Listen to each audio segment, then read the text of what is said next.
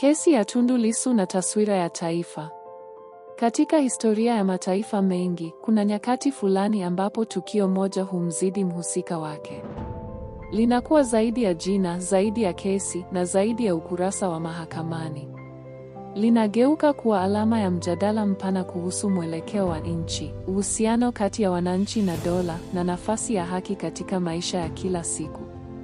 Kwa Tanzania ya leo, kesi ya Tundu Lissu imechukua nafasi hiyo. Tundu Lissu ni mwanasiasa, mwanasheria, na mwananchi ambaye safari yake ya kisiasa imekuwa na mvuto mkubwa kwa umma. Kwa baadhi, ni sauti ya ukosoaji, kwa wengine ni ishara ya msimamo mkali. Lakini nje ya mitazamo hiyo, kesi yake imeibua mjadala mpana zaidi unaogusa maswali ya msingi: haki ni nini? Uhuru una mipaka ipi? Na je, taasisi zetu zinasimama vipi mbele ya shinikizo la wakati? Ili kuelewa uzito wa kesi hii, ni muhimu kuiweka katika muktadha wa kinachoendelea nchini.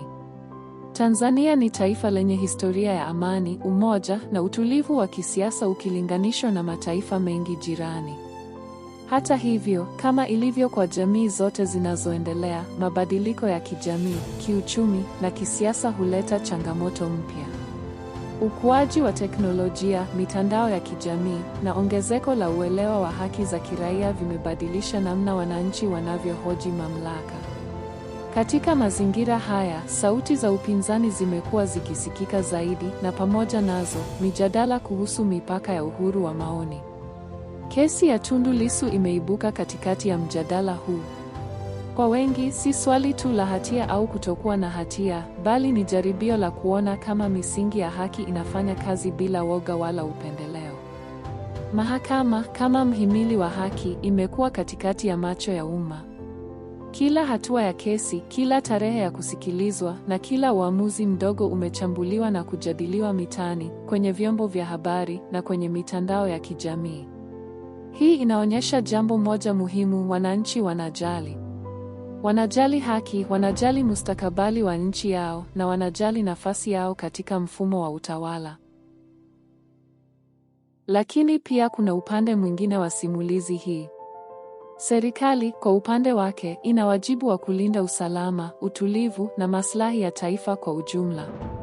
Katika kufanya hivyo, mara nyingine hujikuta ikitembea kwenye mstari mwembamba kati ya kulinda amani na kuheshimu uhuru wa kisiasa. Kesi kama ya Tundu Lissu huweka mstari huo wazi zaidi na kuufanya uonekane kwa kila mwananchi. Katika jamii za kidemokrasia, migongano ya aina hii si jambo geni. Ni sehemu ya mchakato wa ukuaji. Swali si kama migongano itatokea, bali ni jinsi inavyoshughulikiwa. Je, taasisi zinajitegemea? Je, sheria inatumika sawa kwa wote?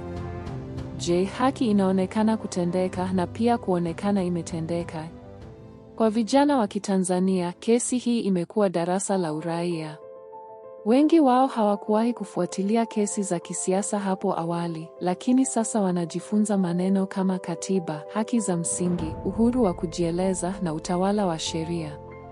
Hii ni ishara ya kizazi kinachochipuka chenye hamu ya kuelewa nafasi yake katika taifa.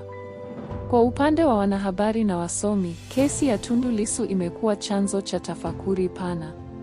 Inaibua maswali kuhusu nafasi ya vyombo vya habari katika jamii, wajibu wa kuripoti kwa usahihi, na hatari ya habari potofu. Katika dunia ya leo, simulizi inaweza kubadilishwa kwa haraka, na ukweli unaweza kufunikwa na kelele za mitandaoni. Hivyo, kila neno linalotamkwa kuhusu kesi hii lina uzito wake. Lakini nyuma ya mijadala yote, bado kuna binadamu. Kuna familia, marafiki, na wananchi wanaoathiriwa kihisia na mchakato huu. Hii hutukumbusha kuwa haki si dhana ya kisheria tu, bali ni suala la kibinadamu. Maamuzi yanayofanywa mahakamani yana athari halisi katika maisha ya watu. Kesi ya Tundu Lissu pia imefungua mjadala kuhusu maridhiano ya kitaifa. Je, taifa linaweza kujifunza kutokana na migongano yake?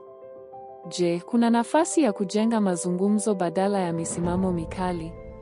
Historia inaonyesha kuwa mataifa yanayofanikiwa ni yale yanayoweza kusikilizana hata yanapotofautiana.